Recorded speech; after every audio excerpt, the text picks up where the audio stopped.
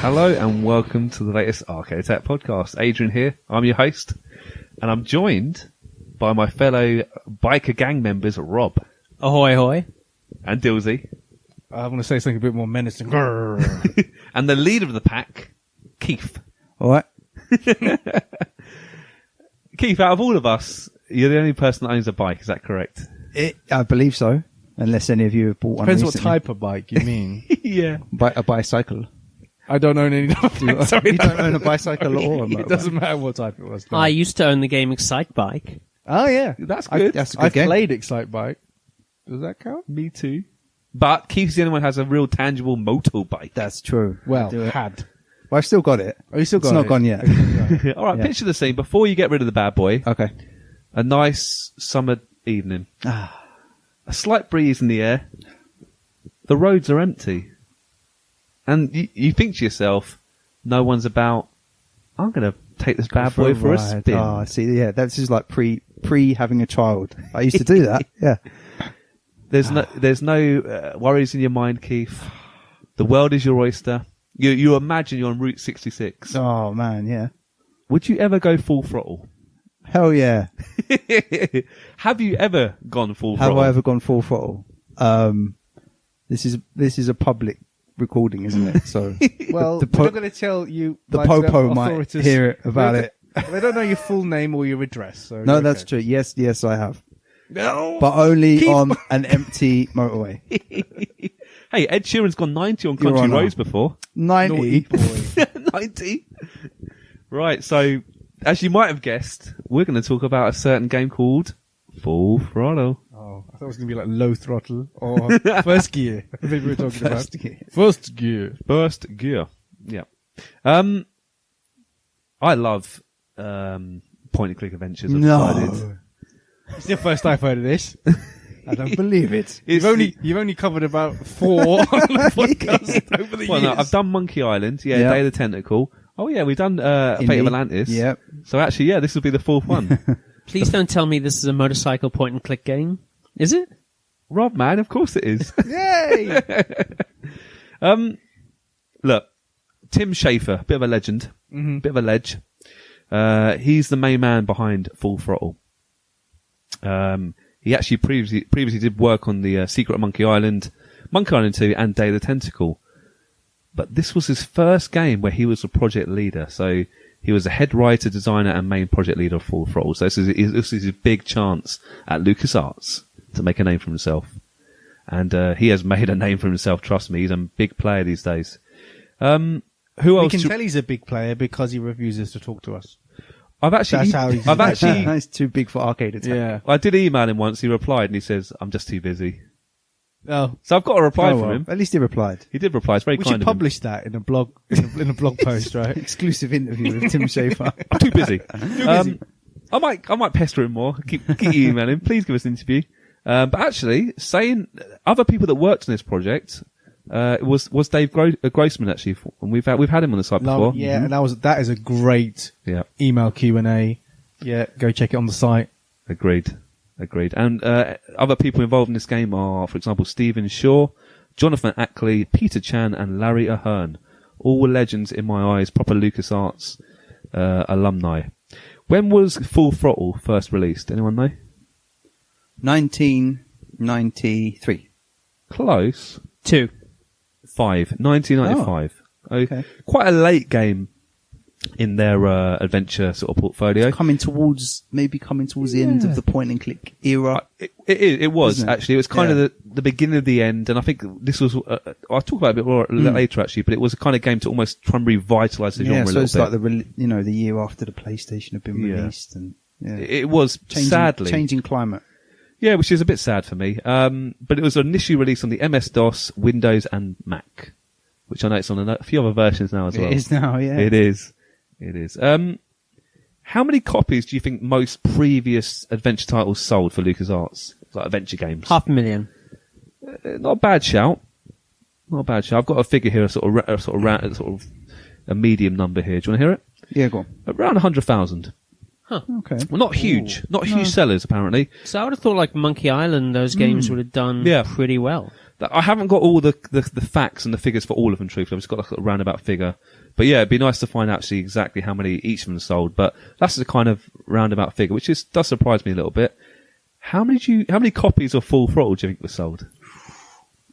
Got to be less than Yeah, I'm going to say 50, 60. 50,000. Do you know, you ready for this? It sold over 1 million copies. Ooh, One of their good for biggest, them. Wow, one of their biggest sellers, without a shadow of a doubt. that is pretty mad. It doesn't really have the that's a same big kind of jump. cultural weight as some of the It other big doesn't, ones. does it? You know, Rainbow Islands. Rainbow Islands. Monkey Island. Yeah, it's got such a reputation, Yeah. hasn't it? But even Day of the Tentacle, that's LucasArts, Oh right? yeah, Yeah. And that's... that was the game just before this, I believe. And that Yeah, was like- 100,000 to that one. The Day of the Tentacle. Well, no, don't quite me on that, but that was, it might be But a like tad that, more. that to me seems like it has a lot more kind of cultural weight than Full Throttle. Yeah. Like Yeah. I hadn't really heard of it at all actually before like you kind of brought it up. Well, do we trust Edge, the magazine?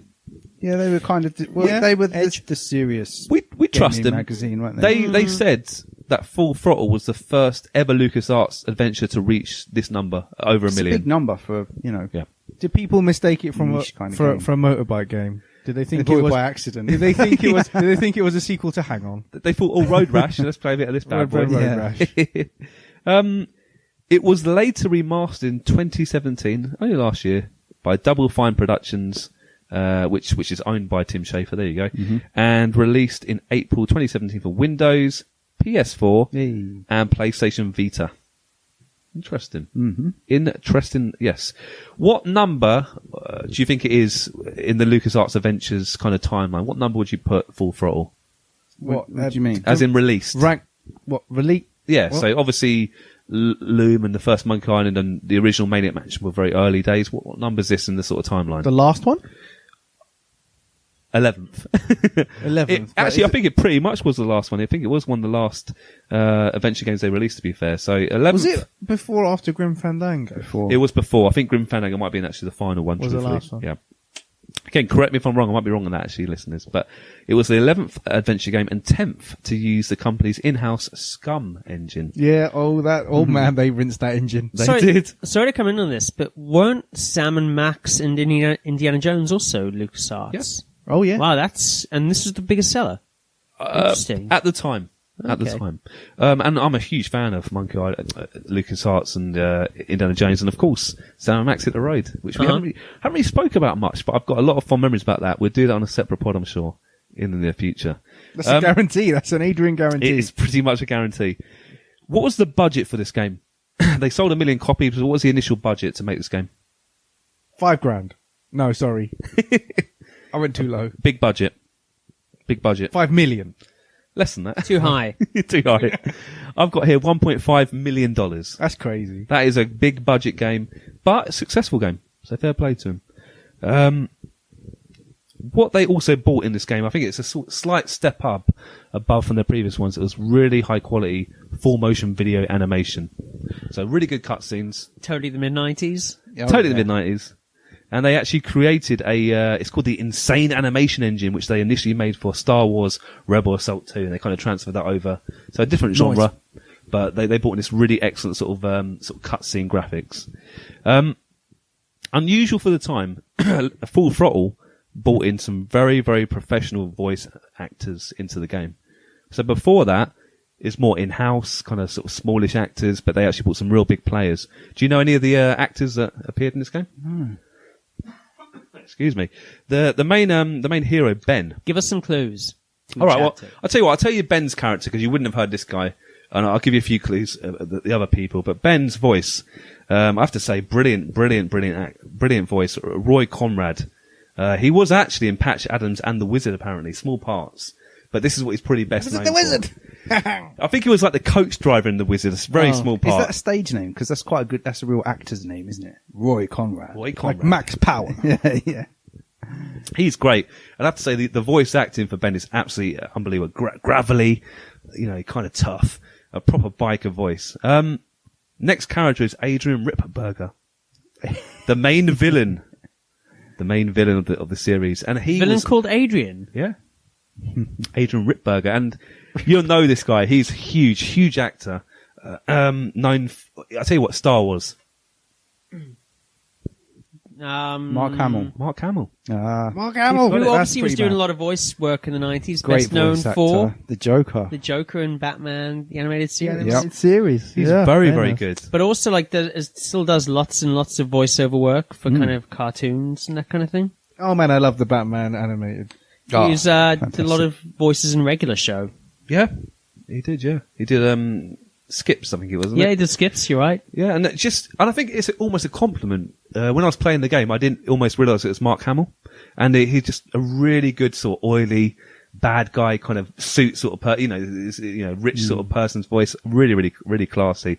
I've got another character here, Malcolm Corley, kind of a lovable elderly motorcycle company owner, kind of nice guy, and he was actually he was voiced by a guy called Hamilton Camp. Do you recognise that name by any chance? Sounds vaguely familiar, but I can't place him at all. He was quite a famous singer and songwriter, but he was also known for doing quite a few Scooby-Doo characters, lots of sort of smaller film roles. But, he's got a massive list on IMDb. Just little roles here and there. He was a famous singer-songwriter, like one a band or... Quite famous. I mean, I didn't recognise any of the bands I was looking at, truthfully. But probably my favourite one is Maureen. Maureen's this kind of Ben's badass female ally, kind of sort of love interest in the series, and she was voiced by someone called Kaf Sushi, and you know this, guys. She was Linka in Captain Planet, Linka. Lola Bunny in Space Jam, Oh, yeah. Ah, Fifi LaFoom in Tiny Toons.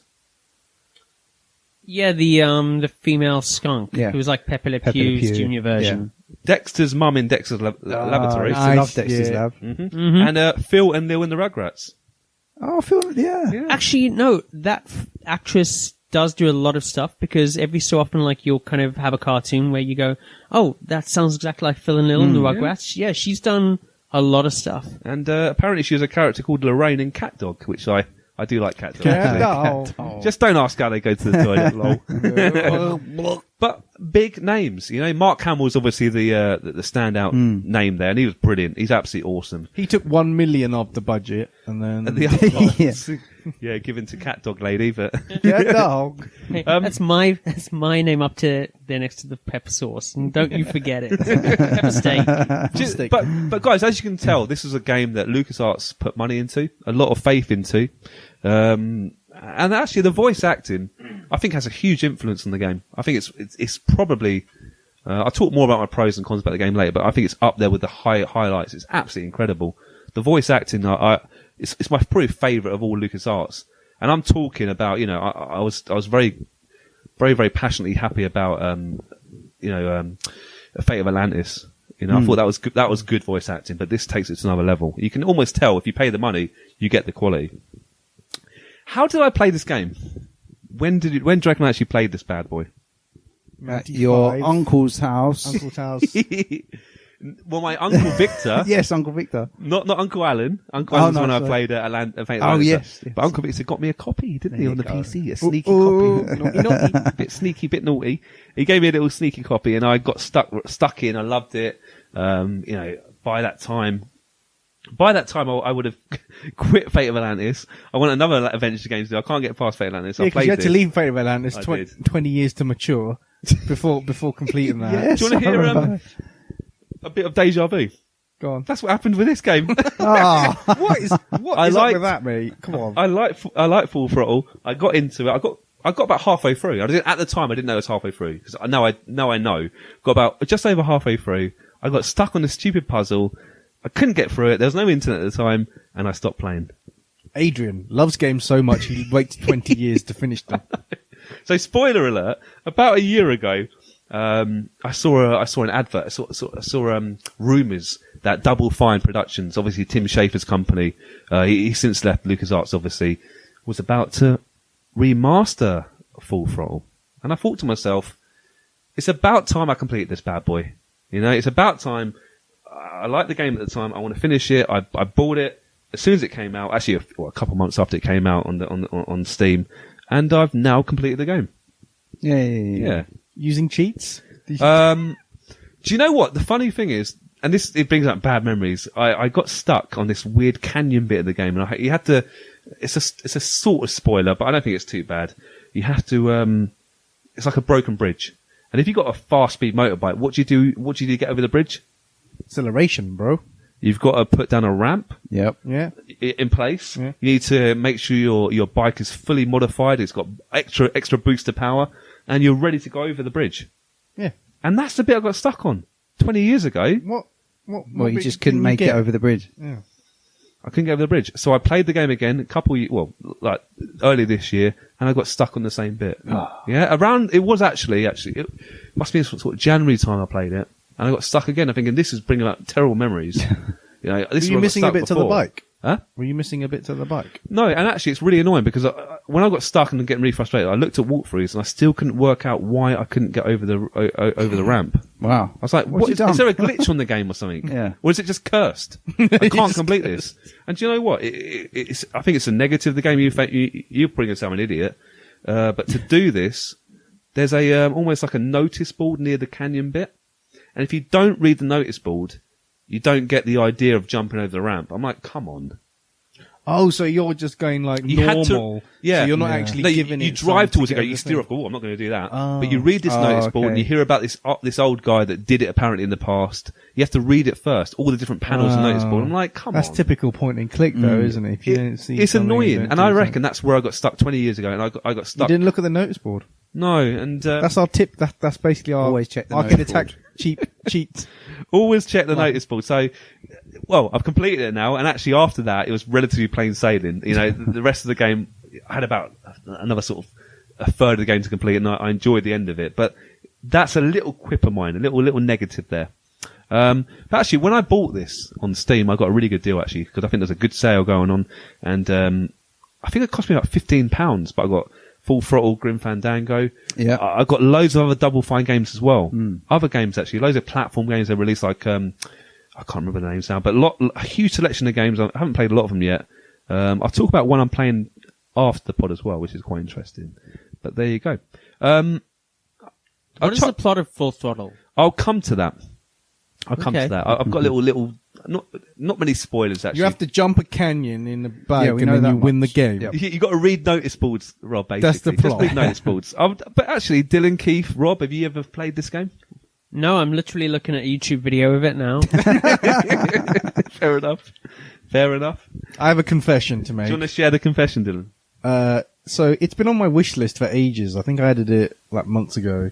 And you know how Steam does a thing where it sends you an email when it gets dropped in price. So Yes. I was like £6-7 the other day. So I'll buy it. And then of course I've had to move house in the meantime. And I haven't actually made time to play it Boo. since I bought it. So I've owned it for about a fortnight. And sorry, I haven't played it at all. But it's there. It's waiting. Now you know to read notice boards. I'm going to read every notice board. I'm worse than you, Regardless then. of being in the game, I'm just going to go down the road. I'm read worse some than notice you boards. because I've had it for months and I haven't played it. Oh yeah, you got it on I the got PS4. it. Yeah, I got it on the PS4. It was bundled with Grim Fandango. Yeah. And I played that, but I haven't played this. Another Tim Schafer game. Yeah. So I will. I just haven't got around to it yet. This is mad. It's the kind of game that you wanna play, but life gets in the way. Life gets in the way. It's a game. I think you almost have to sort of devote time to it. Obviously, adventure games, there's no real time limit. Actually, in a little weird way, there is in this game. I'll talk more Isn't about it that a later. motorbike racing game? Can I just dip it in there? Sections of the game is motorbike racing, but most of it is point and click. Do you want to hear a bit more about the development of the game? Then we'll come to the plot a little bit later. You ready for this? So, Full Throttle was basically the concept. Basically, LucasArts ran out of ideas. Let's be honest for a minute, and they wanted a whole new game. They just released Day of the Tentacle, and they actually asked Tim Schafer and Dave Grossman for any ideas. Okay, to come up with some ideas. And actually, the first couple ideas was a third Monkey Island game, which came out a bit later, and a different Maniac Mansion series as well. New game in that series, so sort of follow on from Day of the Tentacle. I love that. We're out of ideas. We need some more ones. How about sequels to the existing properties we already have? Yeah, well, there you go. That was originally concepted, but Schafer stepped up. Here you go, Tim Schafer, and actually he had 5 different ideas, original ideas, and he brought them to the LucasArts office. One of them, here we go. I've got a few quotes here. He said he produced a pitch for a spy game, a Day of the Dead game, which would later become Grim Fandango, yep. and a biker game.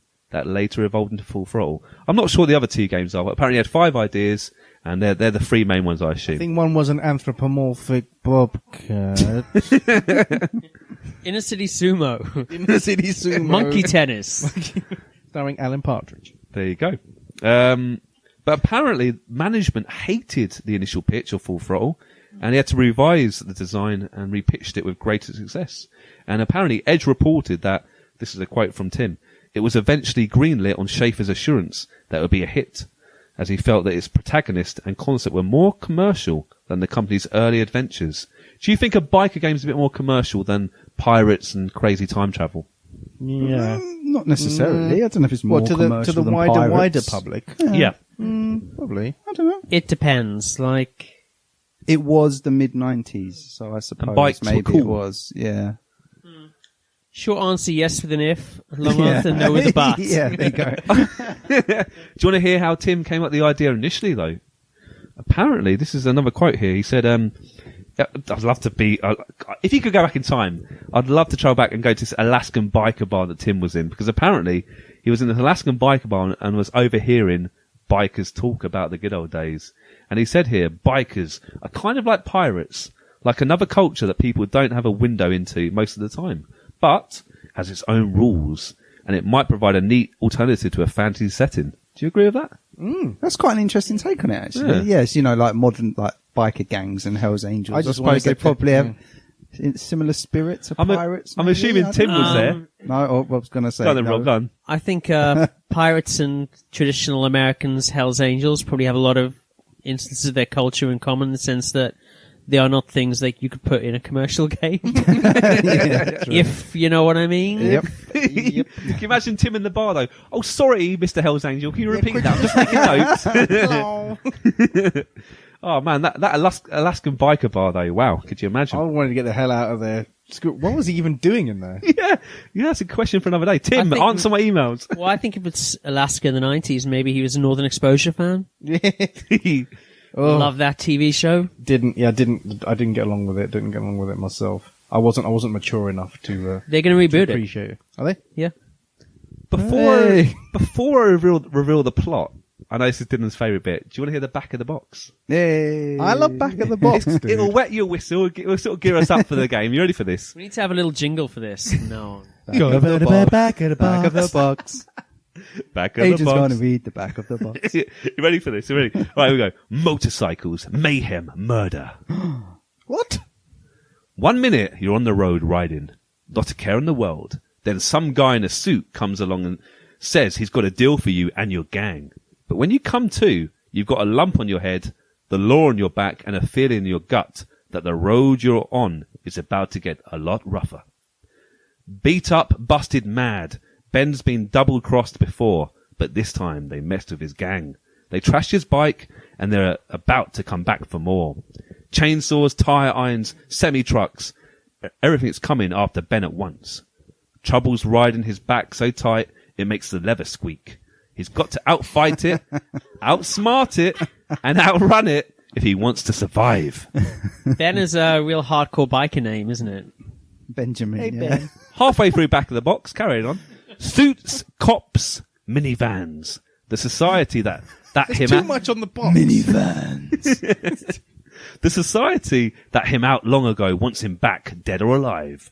A faceless legal system wants Ben for murder. A greedy executive wants him for money. A mysterious woman wants him for revenge. What they're all gonna get you is up to you. Blow your mind with butt-kicking graphics, brutal puzzles, and a head-on collision of action and adventure. Blow your speakers with movie-quality sound and a full digital score featuring the Gone Jackals. An authentic, hard-hammering biker band. Blow your money on another game or kickstart your computer and go Full Throttle! Brutal puzzles. nice. Read the notice boards. Yes. Actually, I was going to ask you, has anyone heard the band Gone Jackals before? No. Rob? Okay, I thought you might know, Rob. They're literally like this some band that got dragged out of a biker bar. That's what I said. Probably Authentic. that Alaskan biker bar. Well, actually, no. To defend the Gone Jackals, the soundtrack in this game is very good, and it's proper biker-esque. country-esque. It adds to the game, actually. Do they have a Wikipedia page? They're semi-big. They're semi-big. Do they have a Wikipedia They page? have a Wikipedia I page. haven't checked. Semi-big. Semi-big. Oh, Rob, get on your phone. What are they called again? The Gone Jackals. The Gone Gone Jackals. Jackals. While Rob checks out the Gone Jackals and subscribes to their fan club. And whilst Adrian just makes a Wikipedia page for the Gone Jackals. Yeah. I'm typing. Can you hear that? Do you want to hear the plot? Go for it. Now, look, I purposely don't want to tell you the whole plot because it kind of spoils the game. I'm going to sort of set the scene. Okay. So Keith, when you play it, Yep. tomorrow, Tomorrow. and Dylan, when you play it tomorrow, when I go home. it's not going to ruin the game. So look, I purposely cut it off at a certain point. Here we go. Future technology paved the way to the creation of hovercrafts, which began to gradually replace motorized vehicles. Ben is the leader of the Polecats, one of the toughest biker gangs on the road. One day he drives over and damages a hovercraft limousine which belongs to Malcolm Crawley, owner of Crawley Motors, the last domestic motorcycle manufacturer. Later, Ben is having a bit of good clean fun at the kickstand bar when Crawley drops by for a bit of reminiscing. This leads to a meeting with Crawley Motors Vice President Adrian Ripburger, who has his own sinister plans concerning the company, the Polecats, and the future of motorized vehicles. Ben refuses to cooperate and must now face the consequences and do everything in his power to bring Ripburger to justice. There you go. It's a great story actually. It's quite a short game. Okay, slight negative there, but the story is brilliant. You've been framed. You're controlling a guy called Ben. Obviously, you've been framed. You've got Jeremy Beadle. No Jeremy Beadle. Yeah. And you've got to foil Adrian Ripburger's plan to take over this huge company and basically outlaw biker gangs. Basically, Okay. yeah. It's quite a deep story actually. It kept me guessing. There's plot hole. There's plots. There's Aren't organised criminal gangs already illegal? well, yeah, maybe. Do you know what? The story is good. Okay, like I said, it's a bit short, but it keeps you engrossed, and the cutscenes are very well done. And I haven't really spoken about the remastered version. I played it in '95. I played the 2016 version, and I found myself clicking the button to change the graphics quite often. It was quite hard for me to decide: do I want the refreshed, refined graphics, or the sort of really old school, original, grainy, pixely? And I'll give Tim a little bit of credit here. Tim Schafer. I think the remastered version is better than Monkey Island. Remastered. I don't like the remastered Monkey Island. Yeah. No, yeah, and I think you mean it's not too detracting from the original? Is that what you're saying? it's just I think the art style. Is it just a carbon copy? No, just it's much smoother, but it's almost like it's hard to explain. It does look a bit fresher than the Monkey Island. I don't know. I can't really explain Monkey Island's. I don't like the style they chose for No. the Monkey Island. Give- remaster. The Monkey Island one, it was too different from the original. Yeah. wasn't it? Not and- pixely enough? Yeah, but you can flick, can't can you? Yeah, they flick. give you the that one option. anyway. But it's just, the style they chose just wasn't, I don't think it was right for it. But Yeah, I just I'd never played the original Full Throttle, so because I've got the remastered yeah, one so it now- might be different. So I kept flicking back and forth. It's almost an idea to see, what was this like back in the old days? And That's funnily enough. I mean, we'll probably do a Grim Fandango pod, Yeah. but with that one, because the character models and everything in that were 3D rendered originally, all it does on the remastered one is it adds textures and lighting and stuff that wasn't there. So it does look better. Yeah. But, like you said, it is quite interesting just to flip Oh, back I and was see very how it was, interested. how it would have looked on someone's PC back in the 90s. You know? Yeah. And I think for me, nostalgia, I was like, I remember playing this game, but I need to go back a bit but don't want to play the updated version. It must can you imagine Twitch, if I was twitching this right now or playing the game, people would have gone crazy. Make your mind up. What version are you playing? Yeah, pick one. Stick with it. My favourite bit of the game, actually, because, again, I'll tell you a bit more, my views about it a bit more, but my favourite bit of the game is quite near the end, and never played it 20 years ago, so it's only quite recent I played this bit. You have to cross a minefield. And to cross the minefield, if you go across first, I think you pretty much, you die actually, or it's a bit different actually in this game. You can die in Full Throttle. Now that's unusual, isn't it? That's for a point and click game. Or as in die and go back to the beginning. No, it's- die in real life. You will Ben, Ben can kind of die. Almost like if you can't do a certain section of a puzzle in time, not all puzzles are time sensitive, but if you can't do it in time, it goes back as well. I better try that again. It goes back to a few minutes prior. But it's unusual from a LucasArts game that you can actually die. Yeah. But this bit here, you've got to cross a minefield. If I gave you a lot of electric bunnies, and you could go back and keep getting these electric, sort of like Duracell bunnies, how would you try and cross a minefield? What would your strategy be? Let's send them across first. Send them across first. Would And they they be will heavy pave the enough? way. What? Would they be heavy Would they? enough? Yeah. Would they even be heavy They enough would. to set off? These little, I think they're little pink bunnies would walk across the minefield. They'll blow up. I think you have to get like 3 batches worth, about 30 bunnies in total, I think. And they lead the way until the sort of final section of 30 the game. bunnies. And it is quite funny. It is quite funny, actually. I have to say, it's a very clever bit of the game. Right, gameplay. As with most adventure games, it is a single-player game in which you control the character from a third-person perspective and use, obviously, the mouse and the point-and-click interface. So you have to click around your left mouse button, and you can move your character, Ben, certain context with a cursor, with an arrow, and you can you can click around different areas, and actually you can ride a motorbike as well. Which is quite interesting. Again, quite original for a LucasArts game. There is action areas. So a little bit like Road Rash, you can ride your motorbike, use your mouse to almost go left and right, and you can use it and you can click it to hit various other gang members. I think that's the only bit of the game I've seen. I don't know why I've seen it, but yeah, it's the only bit I've actually seen. Maybe because someone was saying, "Oh, this looks a bit like Road Rash." But do you know what? It was almost like a gimmick for me personally. It was quite original at the start, but it got annoying.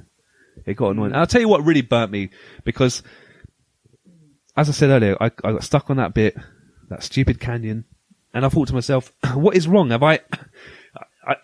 basically, it's a riding section of the game. Do I have to get more for my bike? Do I have to get more weapons to get through? Do I have to get more upgrades? So I kept fighting these people.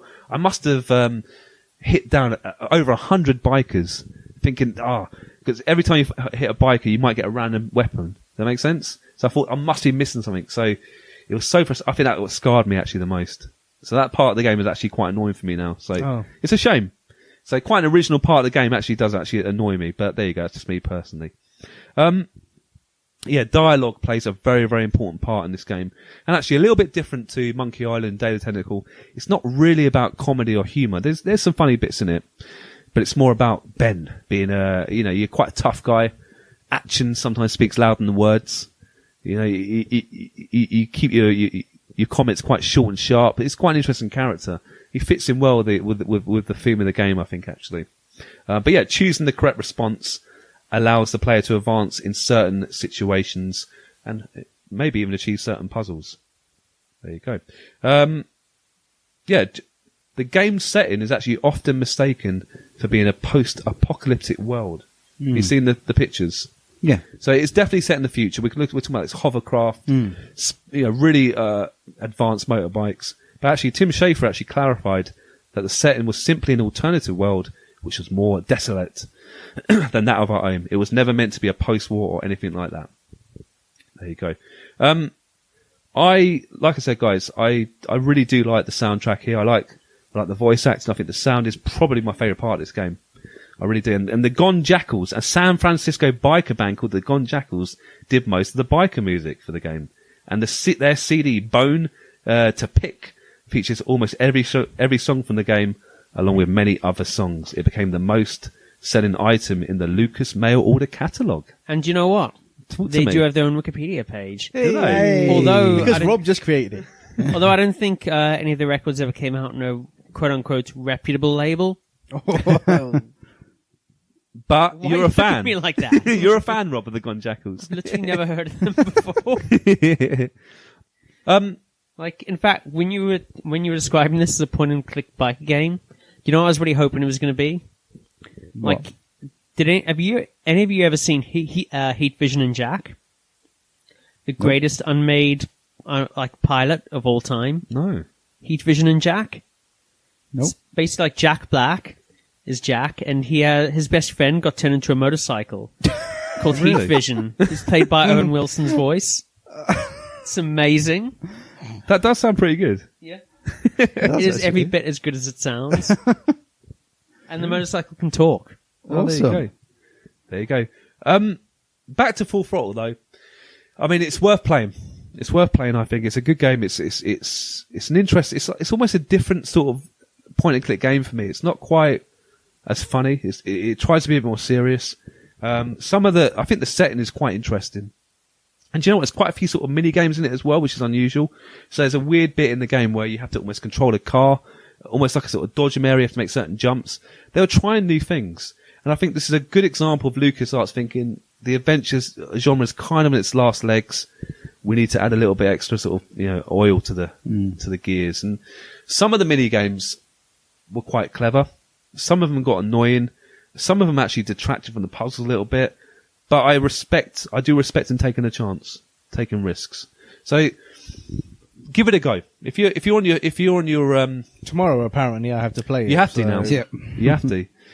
Do you think it was reviewed well? Do you think it got good ratings? I'm going to say yes, especially as it was such a big seller. Maybe the Interesting. good reviews prompted some of the sales. I think it might have got slightly lesser reviews just because I'm not sure the central concept is one that really translates to the kind of things game reviewers are into. If that makes sense, like Maybe. Well, the reviews really knocked that it wasn't a Bike racing game. yeah. No, I think it reviewed I well. think they knew it was a point and click game, Dylan, to be fair. And I keep tugging that thread. Keep tugging it. Metacritic gave the original game 86 overall. So that's all the reviews out together, That's isn't not it? too bad, is it? That's really good, actually. 86. But the remaster version got a slightly lower figure of 76. So, Ooh. has it really added much to the game? Hey, it helped me play it again. That's going to help me honest. play it. Yeah. The main kind of things, the critics praised the animation, the voice acting, the soundtrack, but many reviewers felt the game was far too short. When you say short, how short is it? For me, a long time, If 20 odd years. Yeah. If you hadn't got stuck as well on the bridge thing, I mean, how? If I knew, at the point I got stuck, I had no idea what it was. That was more than halfway through the game. I'm thinking, hang on a minute. Yeah, Monkey Island is longer than this, a lot longer. The puzzles, apart from that weird bit I got stuck on it, the puzzles weren't that taxing for me. Yeah. I'm not the smartest cookie in the world, But the they bit you got weren't. stuck on wasn't really even a puzzle, was it? It was just Nah. making sure It's you me- read the notice board. You just had to activate you read this bit. Yeah. I did enjoy it. It never really pushed me. I put my hands up if I get really stuck in a puzzle like Fate of Atlantis. I have used walkthroughs now and then, very, very sparingly. I don't like doing it, but if you're proper struck, but I didn't really get stuck apart from that one little section there. So I have to agree, it was too short though. I was surprised it was when the game finished. Like, oh, it's a little bit of a shame. It sounds to me like it's more of a Is it got kind of like an animated movie kind of feel? So with those I don't mind those being short because you're there to enjoy it for those few hours. I don't, I get why people you can pay this amount for a game and it's only like 2-3 hours or whatever, but I don't mind that. I don't mind that. The story is good, Dylan. Yeah, and the acting's it's brilliant. to enjoy the story, isn't it? You know, sorry, be a part of that film for a little while. Yeah. And then off you That's go. a fair point. And if you go in the right, I guess it's sort of, I'm used to the old school LucasArts games where Fate of Atlantis was a very long game. Monkey Island 2, a very long game. Day of the Tentacle was relatively short as well, to be fair. But I suppose if you look at that angle, it's a bit different, isn't it? Do you want to hear two very opposing sort of reviews from magazines? Yeah, I've got go one on. that gave it 90%. I've got the Computer Gaming World, CGW, apparently. You ready for this?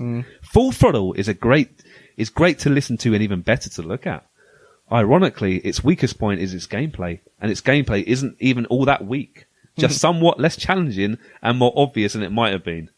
The puzzles are fine, but on the whole, they are overshadowed by all of the game's extended movie and action sequences.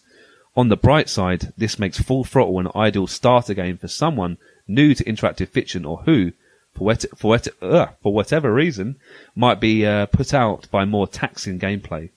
As for expert gamers, all they have to do is look at Full Throttle as a highly interactive movie rather than as perhaps an overly simple traditional adventure game, and it all falls into place. Full Throttle offers an easy ride, but the scenery's terrific, the story's exciting, and even at its simplest, the game's not a pushover. All but the most demanding gamers will find much here to enjoy. Dylan, you nailed it. Yeah, but I haven't even played it. There you go. You nailed it and you haven't even played it. that's a good review, and I think it's a fair review. I'd agree with everything that says, actually. I think 90% is a good score. Maybe a tad high, personally. But I would agree with what you said. I've got another here, Electric Playground. Never heard of them, but they gave this game 50%. Oof. Easy. Ouch. I know. I want to look at two sides. Ready for this? The trend with LucasArts is to create games that are not chastising for mistakes. Do something ludicrous to put Ben in mortal danger, and he is either likely to refuse to cooperate or just brush himself off like Wile E. Coyote after a fall. I kind of agree with this theory of LucasArts, but they have rid themselves of a prime source for filler material. There are no death scenes. Instead, they have opted to stretch the game with a couple of no-brainer, ultra-annoying, less than thrilling arcade action sequences. This is where Full Throttle really falls in its face. Well, you don't like the arcadey bits. No. That still doesn't sound like justification for their really low score, does it? Yeah, it's not Dragon's Lair. It's not Dragon's Lair. There's two. I'll give you my opinions now. What I think of the game. I think the story is brilliant. The cutscenes are really well done.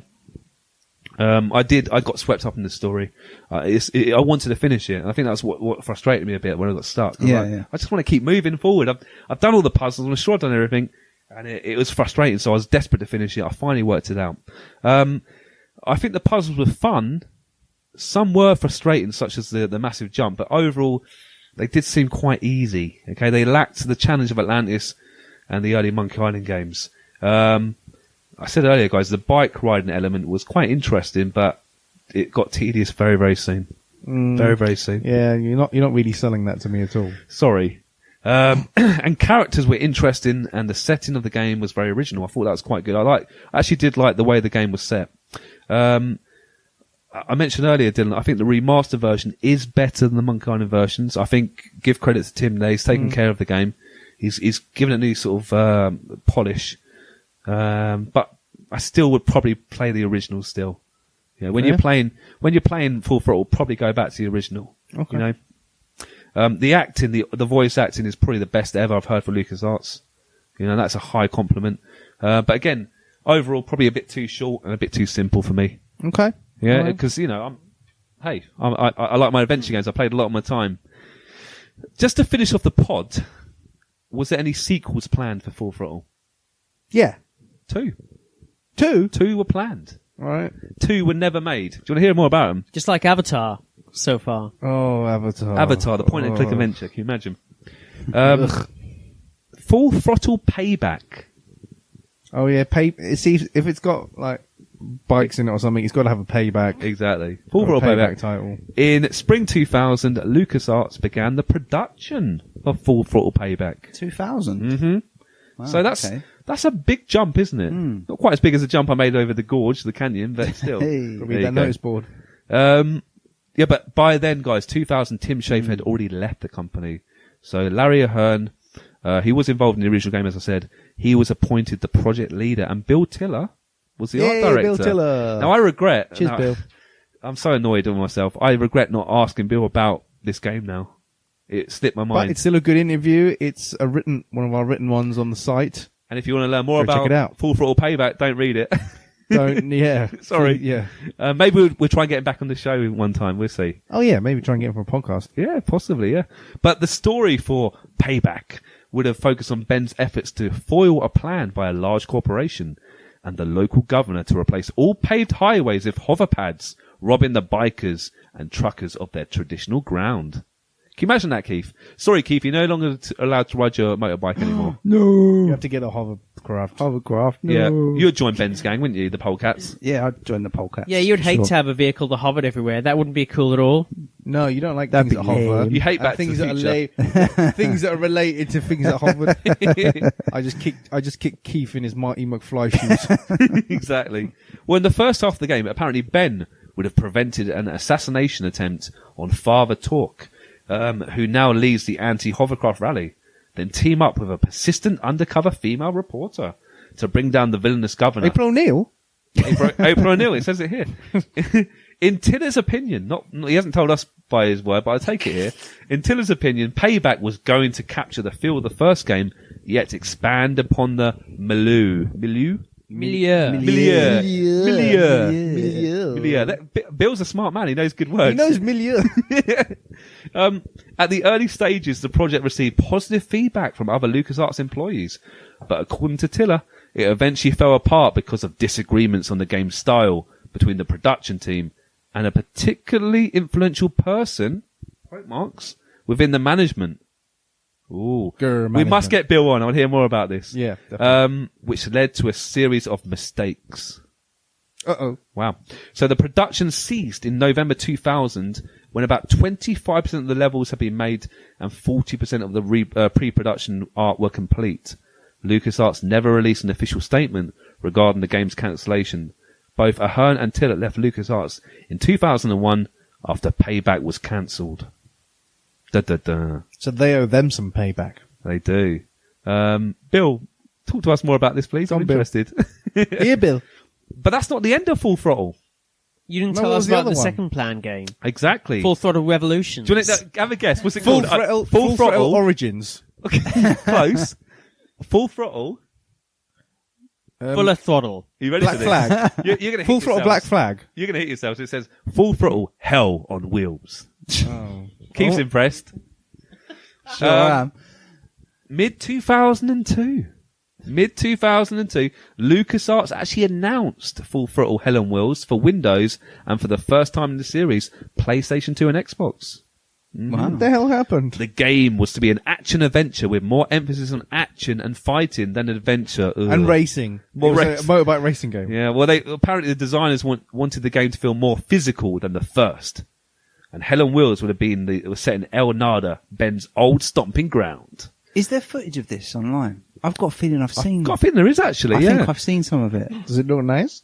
Well, it just doesn't bear any relation to like a point and click adventure. More action, It's just less like adventure. it's just like They a just 3D whack the Full Throttle action name game. on. Yeah. Okay.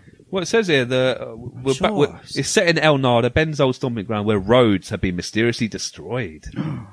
Ooh. Ben believes that one of the new gangs introduced in the game, the Hound Dogs, are behind this. There ain't nothing. But a hound But a hound dog. dog. But they soon discover a more sinister and murderous plot.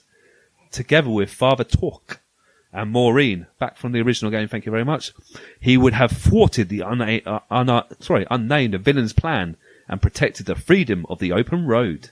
There you go. Sean Clark was named the project lead of Hell on Wheels, and the development progressed smoothly until late 2003, when it was abruptly cancelled. So, how old is Maureen in the first game, give or take? Yeah, she's I'd say about mid-20s, but maybe early 30s. So, okay, how many people do you think, how many women in America, because I'm guessing this is an American set game, Yep. where, around, say, the early to mid-70s, do you think, who were born in that time are called Maureen? Quite a This few. is an alternative Earth, Rob. It's an alternate reality. So Maureen's a very popular name right now. Thank you very much. Yes. But anyway, just months prior to that, when it was cancelled at E3 2003, a playable demo was shown, and a I knew I'd teaser seen trailer something. was released. Yeah. That's what Keith's seen. And every night Keith thinks when they're going to release Hell on Wheels. I can't wait for Hell on Wheels. Every day. 15 years, still waiting. Simon By Jeffrey. this point, it's going to be Meals on Wheels. Hey! Put 'em- Rob's on it. Well, anyway, Simon Jeffrey, the then president of LucasArts, said that we do not want to disappoint the many fans of Full Throttle, and we hope everyone can understand how committed we are to delivering the best quality gaming experiences that we possibly can in the official press release. Well, at least they got a press release this time, eh? Yep, press There you release. go. But here we go. In 2017 interview, good old Tim Schafer said about his remaster that he feels that the story of Full Throttle was essentially completed with the first game and does not envision even creating a sex sequel himself. Oh well. And I think probably fair. I think actually the end of Full Throttle is a nice end. It finishes the story really well, and it you know, I kind of get why certain games have their sequels. Monkey Island, you know, to a point improved. I would say 1 and 2 definitely. The second one improved, I think. But no, Full Throttle should be left back in the bike shed. Like Die Hard. Should have been. Yeah. Oh, Not everything that's need- another podcast. Not everything needs a sequel. So Full Not Throttle, guys, everything just needs to a wrap up, not my favourite game for LucasArts. You know, It almost felt for me, it could have been a bit better. And I'm a big fan of Tim Schafer, don't get me wrong. He's a real legend in my eyes, but I just thought the game played it a little bit safe. I thought the puzzle was going to be a tad more difficult. The story was good, but it just lacked that LucasArts magic. I think they were trying to get into a slightly different direction, and I can see why, because the adventure genre was on its knees at the time, but it didn't. It's not up there. You know, it's not my favourite, but it's not terrible either. So go play it. Go play it tomorrow. Yeah, there you go. So Full Throttle, I'm out. Thanks for listening to today's podcast. We really hope you enjoyed it. If you want to get in touch regarding this week's episode or anything else, you can tweet us at Arcade Attack UK, at Keith Barlow 82, and at Arcade_Adriano. We're also on Facebook at facebook.com/Arcade Attack UK. Please check out our website at arcadeattack.co.uk for lots of retro gaming goodness, interviews, reviews, features, top 10s, etc. And you can also find all our previous podcasts there. Our podcasts are available to stream from the website and are available to download for free from Stitcher, Podbean and iTunes, where you can also leave us a review and a rating, which we would really, really appreciate. So, until next time, take care and we'll speak to you soon.